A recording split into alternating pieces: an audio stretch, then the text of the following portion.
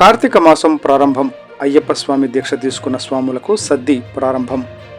ఎన్టీఆర్ జిల్లా today TV staff reporter Cheni Rambabu.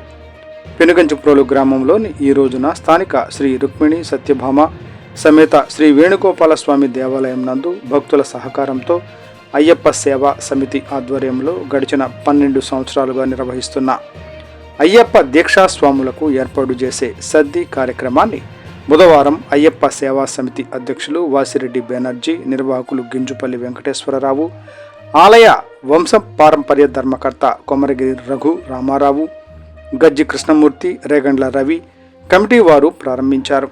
ఈ సందర్భంగా నిర్వాహకులు మాట్లాడుతూ గత 12 సంవత్సరాలుగా పలువురు దాతల సహకారంతో స్వామి దేవస్థానంలో మాల ధరించిన స్వాములకు సద్ది కార్యక్రమాన్ని నిర్వహిస్తున్నామని అన్నారు.